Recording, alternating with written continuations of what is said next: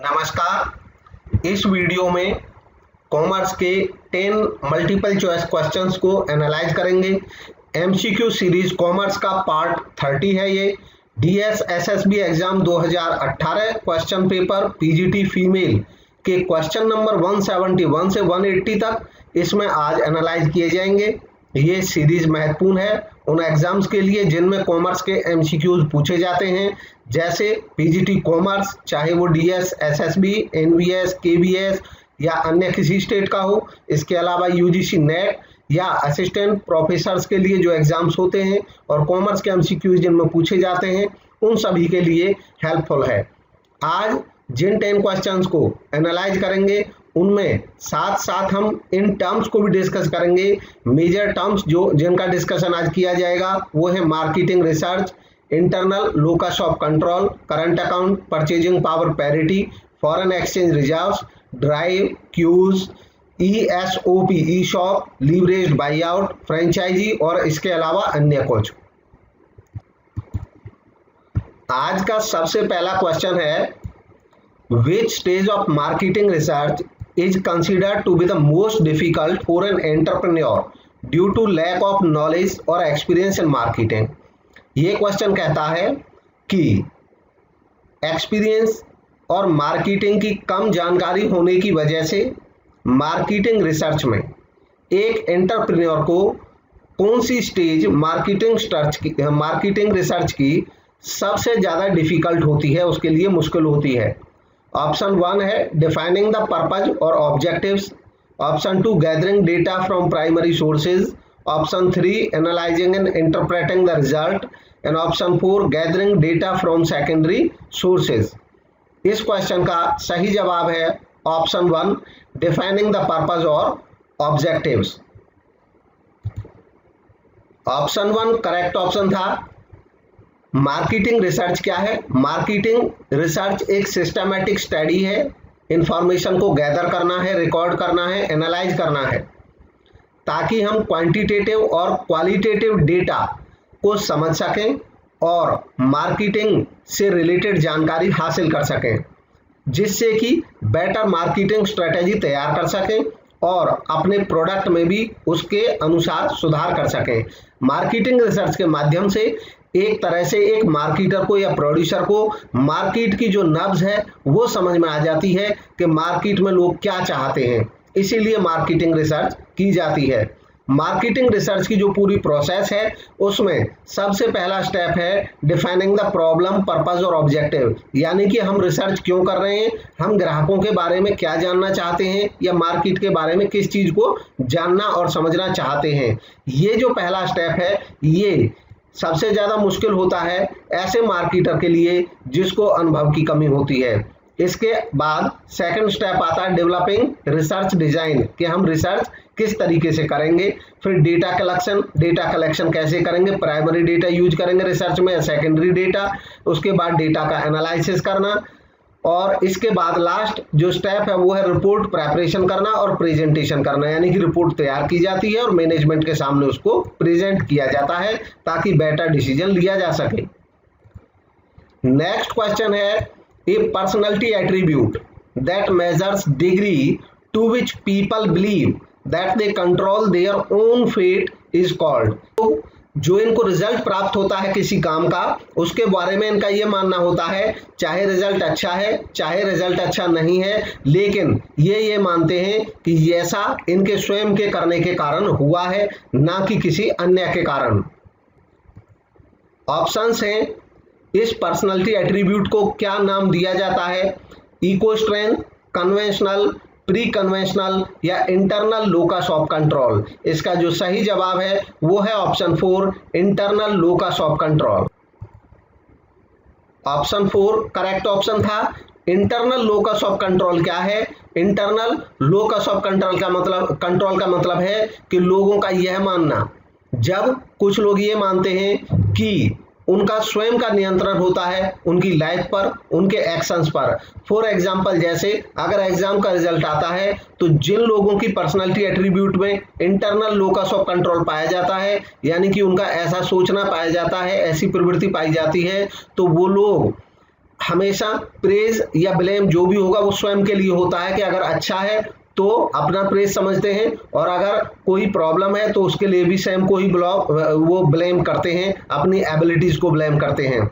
लेकिन external locus of control जिनका होता है, इनकी सोच इनके उलट होती है। ये लोग हमेशा अपने फेट को, अपने भाग्य को, अपने लक को, सरकमस्टांसेस को, इनजस्टिस को, बायस को जिम्मेदार मानते हैं। इनके साथ अगर कुछ अच्छा होता है तो इनको लगता है कि सब भाग्य से हुआ है, और अगर इनके साथ कुछ अच्छा नहीं होता तो उसके लिए भी ये जो एक्सटर्नल फैक्टर्स उनको जिम्मेदार मानते हैं।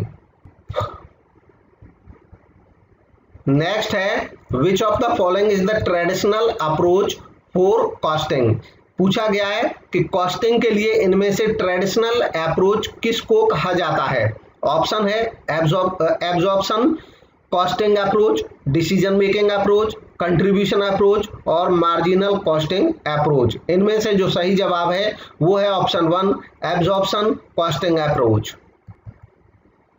एब्जॉर्प्शन कॉस्टिंग अप्रोच कॉस्टिंग का एक ऐसा अप्रोच है, ऐसा मेथड है जिसमें टोटल कॉस्ट मेथड को अपनाया जाता है। यानी कि किसी प्रोडक्ट से रिलेटेड जब कॉस्ट का एनालिसिस किया जाता है तो उस कॉस्ट में चाहे फिक्स्ड कॉस्ट है चाहे वेरिएबल कॉस्ट है, दोनों को शामिल किया जाता है और दोनों कॉस्ट को शामिल करने के बाद तब लाभ की मात्रा ज्ञात की जाती है और उसके हिसाब से प्रॉफिट का और कॉस्ट का एनालिसिस में किया जाता है। नेक्स्ट है मार्जिनल कॉस्टिंग। मार्जिनल कॉस्टिंग जो है ये ऐसा मेथड है जिसमें केवल मार्जिनल कॉस्ट मतलब वेरिएबल कॉस्ट को ही कंसीडर किया जाता है। मार्जिनल कॉस्ट का मतलब क्या होता है? मार्जिनल कॉस्ट इकोनॉमिक्स की थ्योरी से लिया गया है। मार्जिनल कॉस्ट का मतलब होता है कि अगर हम एक अतिरिक्त इकाई का उत्पादन करते हैं तो कॉस्ट में कितनी वृद्धि होती है, इसको मार्जिनल कॉस्ट कहते हैं। इसी से मार्जिनल कॉस्टिंग मेथड भी बना है। मार्जिनल कॉस्टिंग मेथड में ये देखा जाता है कि अगर हम कुछ यूनिट्स की वृद्धि करते हैं या एक यूनिट की वृद्धि करते हैं पहले से ज्यादा, तो कॉस्टिंग में जो बदलाव आता है उस ट्रेंड को समझा जाता है और यहाँ पर कॉस्ट में केवल वेरिएबल कॉस्ट को शामिल किया जाता है। उसका कारण ये होता है कि जब हम प्रोडक्शन की यूनिट्स बढ़ाते हैं, यानी कि पहले अगर हम 100 यूनिट प्रोड्यूस कर रहे थे, अब अगर हम 100 से ज्यादा 110 यूनिट प्रोड्यूस करने लग जाएं, 101 करने लग जाएं, 102 करने लग जाएं, तो जो कॉस्ट में वृद्धि होगी वो केवल वेरिएबल कॉस्ट की वजह से होती है, यानी कि वेरिएबल कॉस्ट में वृद्धि होती है। क्योंकि जो फिक्स्ड कॉस्ट होती है, वेरिएबिलिटी के आधार पर दो तरह की कॉस्ट रहती है, वेरिएबल कॉस्ट और फिक्स्ड कॉस्ट। फिक्स्ड कॉस्ट में प्रोडक्शन के साथ कोई वृद्धि नहीं रहती है, जबकि वेरिएबल कॉस्ट बदलती जाती है। जैसे अगर एक कारखाना में फर्नीचर बनाया जाता है तो फर्नीचर के लिए अगर हम एक चेयर बनाएंगे तो जो टिम्बर यूज होगी, लकड़ी यूज होगी, वो एक चेयर के बराबर होगी। अगर हम 2 चेयर बनाने लग जाएं तो हमें डबल लकड़ी की जरूरत होगी टिम्बर की। अगर हम 3 बनाने लग जाएं तो फिर हमें एक्स्ट्रा उतनी ही बढ़ानी पड़ेगी। ये वेरिएबल कॉस्ट है, जिस हिसाब से हम प्रोडक्शन बढ़ाएंगे ठीक उसी हिसाब से बढ़ती चली जाती है। और मार्जिनल कॉस्ट जो होती है वो वेरिएबल कॉस्ट की वजह से ही होती है। लेकिन जो फिक्स्ड कॉस्ट होती है, जैसे कि फैक्ट्री का किराया, तो अगर हम फैक्ट्री में एक चेयर बनाएं तब भी उतना ही हमारा फिक्स्ड कॉस्ट रहेगा, अगर हम 2 चेयर बनाएं तब भी उतना ही रहेगा। और जितनी हमारी फुल कैपेसिटी है उस फैक्ट्री की, अगर मान लो 1000 यूनिट है तो 1000 यूनिट तक अगर हम बढ़ाते चले जाएंगे तब भी हमारी फिक्स्ड कॉस्ट बराबर उतनी ही रहेगी जो उसका हमारी फैक्ट्री का किराया है। तो इसलिए मार्जिनल कॉस्टिंग में फिक्स्ड कॉस्ट को कंसीडर ना करके केवल वेरिएबल कॉस्ट को कंसीडर किया जाता है। नेक्स्ट क्वेश्चन है which type of ownership is the least expensive to start. Ownership का कौन सा प्रकार होता है जिसको स्टार्ट करना, मतलब ये किसी व्यवसायिक संस्था के बारे में है कि ऐसी व्यवसायिक संस्था को स्टार्ट करना सबसे कम खर्चीला रहता है, लीस्ट एक्सपेंसिव। उसमें सबसे कम खर्चा है, ना कोई रजिस्ट्रेशन कराना पड़ता है, ना ही अन्य ज्यादा खर्चे, कानूनी खर्चे करने पड़ते हैं। ऑप्शंस हैं limited partner, general partnership, sole proprietorship या कॉर्पोरेशन। इसका सही जवाब है option 3 sole proprietorship. Sole proprietorship यानी कि एकल स्वामित्व, ये ऐसी व्यवस्था है, व्यवसाय का वो प्रकार है जिसको कोई व्यक्ति कभी भी खोल सकता है। Proprietorship simplest and oldest form माना जाता है बिजनेस ओनरशिप का, ये सबसे सरल और सबसे पुराना फॉर्म है। ऑप्शन नेक्स्ट है स्पैन ऑफ मैनेजमेंट में be larger in the case of. Span of management बड़ा होगा किस केस में? तो स्पैन ऑफ मैनेजमेंट हम पहले डिस्कस कर चुके हैं प्रीवियस क्वेश्चंस में। स्पैन ऑफ मैनेजमेंट का मतलब होता है प्रबंध का विस्तार, इसको नियंत्रण का विस्तार भी कहा जाता है। इसका मतलब है कि एक मैनेजर अपने अंडर कितने लोगों को बेटर तरीके से सुपरवाइज कर सकता है, वो उसका स्पैन ऑफ विस्तार कहलाता है। यानी कि अगर एक मैनेजर 3 सबॉर्डिनेट को अच्छे से सुपरवाइज कर सकता है तो उसका जो स्पैन ऑफ मैनेजमेंट है वो 3 है। लेकिन अगर कोई मैनेजर अपने अंडर 10 एम्प्लॉइज को बेटर तरीके से सुपरवाइज कर सकेगा तो इसका मतलब उसका जो स्पैन ऑफ मैनेजमेंट होगा वो 10 हो जाएगा, इसका 3 हो जाएगा। तो यहाँ पे स्पैन ऑफ मैनेजमेंट कम है लेकिन यहाँ पे ज्यादा है। अब ये पूछा है कि लार्जर किस केस में होगा। ऑप्शन से competent subordinate, unpopular superior, untrained subordinate, non routine task. तो इसका जो सही जवाब है वो ऑप्शन 1 कंपिटेंट सबॉर्डिनेट। अगर सबॉर्डिनेट कंपिटेंट होंगे मतलब उनकी बहुत ज्यादा देखरेख की जरूरत नहीं पड़ेगी, वो ट्रेंड होंगे, कुशल होंगे अपने काम में, तो एक मैनेजर ज्यादा लोगों को अपने अंडर सुपरविजन में रख सकता है।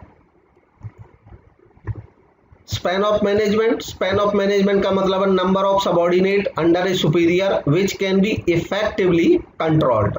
इसको स्पैन ऑफ कंट्रोल के नाम से भी जानते हैं। नेक्स्ट है 176, a country's dash is the difference between the value of a country's imports and exports over time. इसमें पूछा गया है एक देश का, एक कौन सा टर्म इनमें से ऑप्शन में से सही ऑप्शन का चुनाव करना है जो हमें बताता है difference value of countries import, country के इंपोर्ट और एक्सपोर्ट के वैल्यू में अंतर को जो बताता है एक समय अंतराल पर, यानी कि 1 साल का ये पीरियड लिया जाता है ज्यादातर, इवन 6 महीने का भी हो सकता है, हम 3 महीने का भी देख सकते हैं इंपोर्ट और एक्सपोर्ट के अंतर। तो वो क्या होता है, ऑप्शन से current account, gross national product, purchasing power parity या फॉरेन एक्सचेंज रिजर्व। अब हालांकि जो डिफरेंस होता है एक देश के इंपोर्ट और एक्सपोर्ट्स में उसको हम बैलेंस ऑफ ट्रेड के नाम से जानते हैं, लेकिन यहाँ पे जो गिवन ऑप्शंस हैं इनके अनुसार हमको आंसर इसका ढूंढना है। तो ये किससे संबंधित है, तो ये संबंधित है करंट अकाउंट से। करंट अकाउंट जो होता है उसी से संबंधित रहते हैं एक देश के इंपोर्ट और एक्सपोर्ट। ऑप्शन 1 इसमें करेक्ट ऑप्शन था। अब करंट अकाउंट क्या है, करंट अकाउंट रिप्रेजेंट करता है एक देश के इंपोर्ट और एक्सपोर्ट गुड्स और सर्विसेज के, इनके अलावा भी इसमें इंफॉर्मेशन होती हैं। जैसे अकाउंटेंसी में कैपिटल अकाउंट कैपिटल ट्रांजैक्शंस के लिए हो सकता है और रेवेन्यू ट्रांजैक्शंस के लिए अलग अकाउंट बनाते हैं। हालांकि ये इंटरनेशनल जो ट्रेड होता है उससे संबंधित है, ये दोनों अकाउंट इकोनॉमी से रिलेटेड हैं, एक देश की इकोनॉमी में इनको समझा जाता है। करंट अकाउंट और कैपिटल अकाउंट अकाउंटिंग के हिसाब से समझे तो जितनी कैपिटल ट्रांजैक्शंस होती हैं वो कैपिटल अकाउंट में आती हैं और जितनी रेवेन्यू ट्रांजैक्शंस होती हैं अकाउंटेंसी की भाषा में वो करंट अकाउंट में आती हैं। अब एक देश की कैपिटल ट्रांजैक्शन क्या है कि एक देश का दूसरे देश को लोन देना या लोन लेना, एक देश का दूसरे देश में कैपिटल इन्वेस्ट करना या कैपिटल बाहर निकालना, ये कैपिटल ट्रांजैक्शंस है। लेकिन एक देश का दूसरे देश को बेचना या खरीदना, एक्सपोर्ट या इंपोर्ट करना, ये बिजनेस इनकम है और इसलिए ये करंट अकाउंट का हिस्सा है। इसके अलावा payment made to foreign investors, foreign investor जब किसी देश में पैसा लगाते हैं तो बदले में जो कमाई करके ले जाते हैं अर्निंग, वो भी रेवेन्यू वहां पे रिसीप्ट होती है, रेवेन्यू पेमेंट होती है देने वाले के लिए, वो भी करंट अकाउंट का हिस्सा है। इसके अलावा ट्रांसफर्स जो होते हैं जैसे कि फॉरेन सहायता, फॉरेन मदद जिसकी वजह से कोई लायबिलिटी क्रिएट नहीं होती हो, वो भी करंट अकाउंट का हिस्सा होते हैं। नेक्स्ट है gross national product, GNP. Gross national product का मतलब है value of all finished goods and services produced by the countries factors of production. एक देश के उत्पादन के साधनों के द्वारा एक वर्ष के अंतर्गत कुल फिनिश्ड गुड्स और सर्विसेज का प्रोडक्शन की जो वैल्यू है उसको हम जीएनपी कहते हैं। यहाँ पे लोकेशन का ध्यान नहीं रखा जाता है, केवल बात होती है एक देश के फैक्टर्स ऑफ प्रोडक्शन की, चाहे वो हमारे देश में प्रोडक्शन कर रहे हो चाहे वो दूसरे देशों में जाके प्रोडक्शन कर रहे हो, वो सब जीएनपी का हिस्सा है। इसको कैलकुलेट करने के लिए जीडीपी में जोड़ देते हैं net factor income from abroad, यानी कि जीडीपी देश के अंदर जो उत्पादन होता है उसको जीडीपी कहते हैं। देश की जो सीमा है उनके अंतर्गत जितना प्रोडक्शन होता है उसमें नेट फैक्टर इनकम जोड़ दें, यानी कि विदेशों से जो हमारे साधन कमा कर लाते हैं इनकम उसको जोड़ दें, और जो विदेशी साधन हमारे यहाँ से कमा कर ले जा रहे हैं उसको घटा दें जीडीपी में से, तो वो जीएनपी आ जाता है, ग्रॉस डोमेस्टिक प्रोडक्ट। अब जीडीपी क्या है? जीडीपी मॉनेटरी वैल्यू है all finished goods and services की, जिनका प्रोडक्शन एक देश के अंतर्गत एक अवधि में होता है। नेक्स्ट है purchasing power parity, PPP. Purchasing power parity एक इकोनॉमिक थ्योरी है जो अलाउ करती है, जिसकी वजह से संभव होता है कंपैरिजन करना purchasing power of various world currencies, अलग अलग देशों की जो करेंसीज होती हैं उनकी परचेजिंग पावर की तुलना करना। यहाँ पे परचेजिंग पावर को हम ऐसे समझ सकते हैं एक सरल एग्जांपल से कि मान लो $1 जो अमेरिका में है, भारत के रुपए के संदर्भ में अगर हम उसकी परचेजिंग पैरिटी को समझें तो हम कोई आइटम, कोई गुड्स का उपयोग करेंगे कि जैसे मान लो 1 kg राइस किसी को खरीदना है, तो 1 kg राइस के लिए अमेरिका में कितना डॉलर देना पड़ता है? मान लो 1 kg राइस के लिए अमेरिका में $1 देना पड़े और इंडिया में 1 kg राइस के लिए मान लो 20 रुपया देना पड़े, तो 1 kg राइस की जो परचेजिंग पावर है उसके लिए $1 चाहिए, मतलब $1 की परचेजिंग पावर अमेरिका में, ये हर एक देश में अलग अलग होती है परचेजिंग पावर। अमेरिका में परचेजिंग पावर $1 की है कि वो 1 kg राइस खरीद सकता है। अब उसी संदर्भ में कंपैरेटिव वैल्यू जानने के लिए हम देखते हैं कि 1 kg राइस के लिए इंडिया में कितना रुपया खर्च करना पड़ेगा। मान लो इंडिया में जब रुपए खर्च कर रहे हैं तो 1 kg राइस के लिए हमें मान लो 20 रुपए खर्च करने पड़ते हैं, तो परचेजिंग पैरिटी के आधार पे $1 बराबर 20 रुपया हो जाता है। और ये जो करेंसी का जो एक्सचेंज रेट होता है उससे हमेशा अलग रहता है, क्योंकि जो एक्सचेंज रेट होता है उसमें इसके अलावा अन्य बहुत सारे फैक्टर भी उसको प्रभावित करते हैं। वो मार्केट की जो सेल परचेज डिमांड और सप्लाई होती है डॉलर की या रुपए की इंटरनेशनल मार्केट में, उसके अनुसार इनकी कीमतें बढ़ती घटती हैं। जबकि जो परचेजिंग पावर पैरिटी है ये एक करेंसी की उसके अपने देश में किसी पर्टिकुलर सामान को खरीदने की पावर को दिखाता है। नेक्स्ट है foreign exchange reserve. Foreign exchange reserve का मतलब ऐसे रिजर्व जो फॉरेन एक्सचेंज में रखे गए हों, यानी कि विदेशी मुद्राओं में रखे गए हों। इसको हम फॉरेक्स रिजर्व या एफएक्स रिजर्व भी बोलते हैं। इसमें वो सभी कैश या अदर रिजर्व एसेट शामिल हो जाते हैं जो सेंट्रल बैंक के पास शामिल रहते हैं या किसी देश की मॉनेटरी अथॉरिटी के पास। जैसे रिजर्व बैंक के पास कुल जो विदेशी मुद्राएं रिजर्व के रूप में रखी हुई हैं वो फॉरेन एक्सचेंज रिजर्व कहलाता है। फॉरेन एक्सचेंज रिजर्व रखने का पर्पज होता है कि हमारे देश को जो इंपोर्ट करने पड़ते हैं उसके लिए पेमेंट की जरूरत पड़ती है, इसलिए आरबीआई अपने पास रिजर्व बना करके रखता है। नेक्स्ट है a dash is a strong internal stimulus impelling action.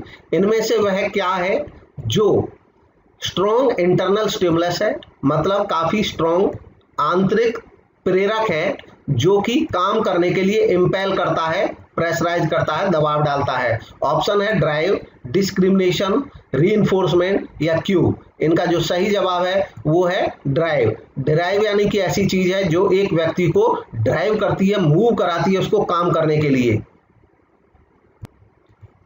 इन सभी का मीनिंग एक बार जान लेते हैं।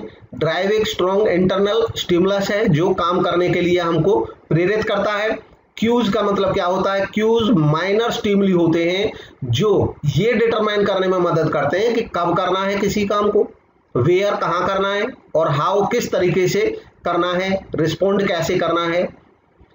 नेक्स्ट है डिस्क्रिमिनेशन। डिस्क्रिमिनेशन का मतलब होता है ये किसी जगह पर प्रॉब्लम क्रिएशन होता है एक तरह से लोगों के बीच में, ये साथियों के बीच में, एम्प्लॉय एम्प्लॉयर के बीच में, या एम्प्लॉय या थर्ड पार्टी के बीच में हो सकता है। इसका मतलब होता है कि एक अनुचित treatment, unfair treatment of an employee or candidate based on the class or category to which they belong rather than on individual merit. यानी कि एक व्यक्ति की क्षमता के आधार पर ना हो करके एक व्यक्ति को अन्य किसी आधार पे, कास्ट के आधार पे या अन्य किसी आधार पे उनके साथ बर्ताव करना, अनफेयर बर्ताव करना, अनुचित बर्ताव करना डिस्क्रिमिनेशन कहलाता है।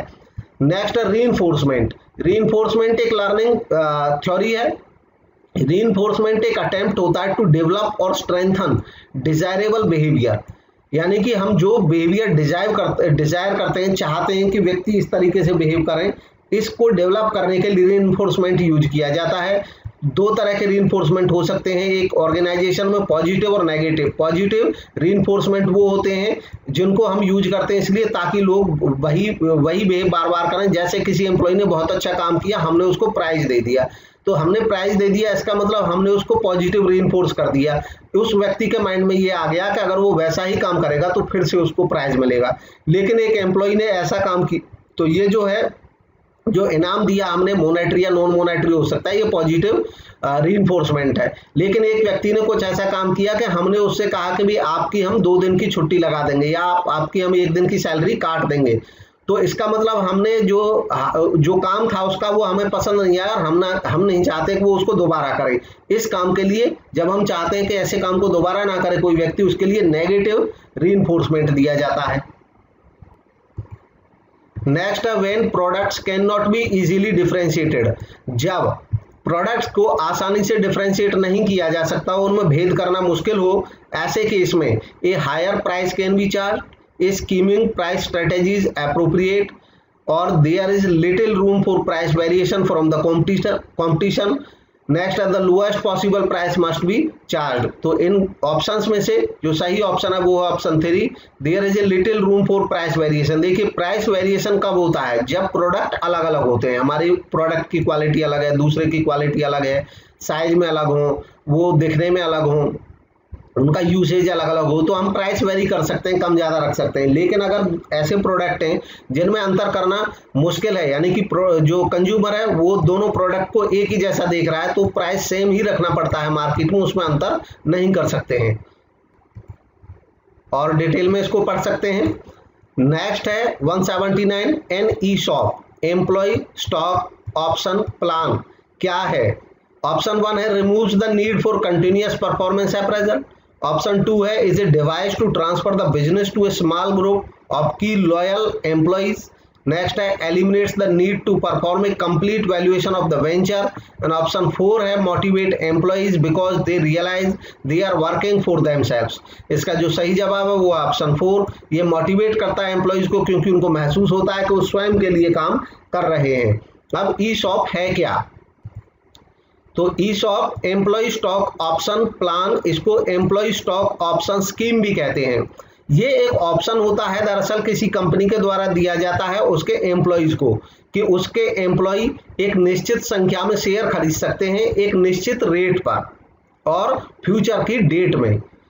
It is a type of employ benefit plan. ये एम्प्लॉय के लिए एक बेनिफिट प्लान की तरह होता है जिसका मकसद होता है कि एम्प्लॉइज को एनकरेज किया जा सके। ये इस तरीके से होता है जैसे किसी कंपनी का मान लो मार्केट में जो शेयर का प्राइस चल रहा है वो 100 चल रहा है और कंपनी ने कहा कि भाई हम अपने एम्प्लॉइज को अपना शेयर दे सकते हैं 50 रुपये में ही दे सकते हैं 3 साल बाद, यानी कि फ्यूचर की डेट तय कर दी जाती है, या 2 साल बाद है, 1 साल बाद, या आने वाली किसी डेट पर हम 50 रुपये पर शेयर के रेट से दे सकते हैं और एक एम्प्लॉय को हम 10 शेयर दे सकते हैं। तो अब एम्प्लॉय के ऊपर डिपेंड करता है वो चाहे तो ले और वो चाहे तो ना ले, क्योंकि ये एम्प्लॉय को एक ऑप्शन होता है, उसको ऊपर कोई ऑब्लिगेशन नहीं होता, इसलिए इसको ऑप्शन प्लान कहते हैं। नेक्स्ट और लास्ट क्वेश्चन है आज का, a dash is a separate entity that involves a partnership between 2 or more active participants. इसमें पूछा गया है कि इनमें से यह एक सेपरेट एंटिटी होती है, एक अलग इकाई होती है जिसमें इन्वॉल्व रहता है 2 या 2 से ज्यादा पार्टिसिपेंट का पार्टनरशिप होता है। मतलब 2 या 2 से ज्यादा संस्थाएं वो आपस में मिलकर के एक व्यवसाय करती हैं, लेकिन जो मिलकर के वो व्यवसाय करती हैं वो अपने आप में एक अलग यूनिट बनता है, अलग एंटिटी बनता है। इसको क्या कहते हैं? ऑप्शन से leveraged buy out, 2 franchisee, 3 joint venture and 4 merger. तो यहाँ पे सेपरेट एंटिटी की बात हो रही है, उसको क्या बोलते हैं? तो सेपरेट एंटिटी को बोलते हैं ज्वाइंट वेंचर। ज्वाइंट वेंचर एक संयुक्त उपक्रम होता है, जैसे मारुति और सुजुकी के बीच में, हीरो और होंडा के बीच में एक ज्वाइंट वेंचर था, हीरो के बीच में और होंडा के बीच में। बारे में थोड़ा जान लेते हैं। ज्वाइंट वेंचर एक बिजनेस अरेंजमेंट होता है जिसमें 2 या 2 से ज्यादा पार्टीज अपने रिसोर्सेज को शामिल करती हैं, इकट्ठा कर लेती हैं, यानी कि जो उनके पास रिसोर्सेज होते हैं और इनका मकसद होता है किसी खास काम को करना और अपने व्यावसायिक क्षमता को बढ़ाना। नेक्स्ट है लीवरेज बाई आउट। अब लीवरेज बाई आउट एक कंपनी के द्वारा दूसरी कंपनी को एक्वायर करने से संबंधित है। इसमें इसका मतलब जो होता है वो होता है acquisition of another company using a significant amount of borrowed money, यानी कि एक कंपनी दूसरी कंपनी को खरीद रही है, लेकिन खरीदने के लिए जो फंड्स ले रही है वो उसमें बड़ी अमाउंट उधार की है, ज्यादा से ज्यादा अमाउंट उन्होंने उधार की यूज की है, उसको लीवरेज बाई आउट कहते हैं। नेक्स्ट है फ्रेंचाइजी। फ्रेंचाइजी एक तरह का एसोसिएशन होता है, टाइप ऑफ लाइसेंस होता है पार्टीज के बीच में। एक फ्रेंचाइजी होती है, दूसरा फ्रेंचाइजर होता है। फ्रेंचाइजी इसमें एक्वायर करती है, फ्रेंचाइजर जो कंपनी है वो अलाउ करती है दरअसल फ्रेंचाइजी को कि वो उसके नाम से व्यवसाय कर सकता है, उसके नाम से व्यवसाय कर सकता है, उसका जो तरीका है उसको अपना सकता है, उसका जो ट्रेडमार्क है उसका यूज कर सकता है। उसके बदले में जो फ्रेंचाइजर है वो फीस लेता है फ्रेंचाइजी से। इसके एग्जाम्पल हैं जैसे मैकडोनाल्ड, बर्गर किंग, पिज्जा हट एटसेट्रा। इससे रिलेटेड एक टर्म और होती है फ्रेंचाइजी और लाइसेंसिंग। कभी कभी इनमें कुछ लोगों को कंफ्यूजन होती है, फ्रेंचाइजी और लाइसेंसिंग में क्या अंतर है। दरअसल लाइसेंसिंग में केवल आपको काम करने का एक लाइसेंस मिलता है, जबकि फ्रेंचाइजी में आपको पूरा का पूरा बिजनेस का प्लान मिलता है, यानी कि जैसे बिजनेस वो कर रहे हैं उसका पूरा प्लान आपको समझाया जाता है, जैसा उनका प्लान होता है बिजनेस का वैसे ही करते हैं। जैसे इनके हमने एग्जांपल देखे फ्रेंचाइजी, ऐसे कुछ स्कूल भी अपनी फ्रेंचाइजी देते हैं तो वो उसको पूरा सिस्टम समझाते हैं, एडमिनिस्ट्रेशन कैसे करना है, व्यवसाय को कैसे चलाना है। इवन हमको ऑपरेशंस जो होती हैं वो भी सेम वैसी ही दिखाई देती हैं, जबकि लाइसेंस में इस बात से कोई मतलब नहीं देता। लाइसेंस में केवल वो उसको अनुमति देता है कि आप हमारा नाम यूज कर सकते हैं या आप हमारा कोई फॉर्मूला यूज कर सकते हैं, बाकी वो अपने तरीके से बिजनेस चलाए। और लाइसेंसिंग जरूरी नहीं है कि एक व्यवसायिक संस्था दूसरी व्यवसायिक संस्था को देती है, सरकार से भी लाइसेंस मिलता है लोगों को काम करने के लिए। नेक्स्ट है मर्जर।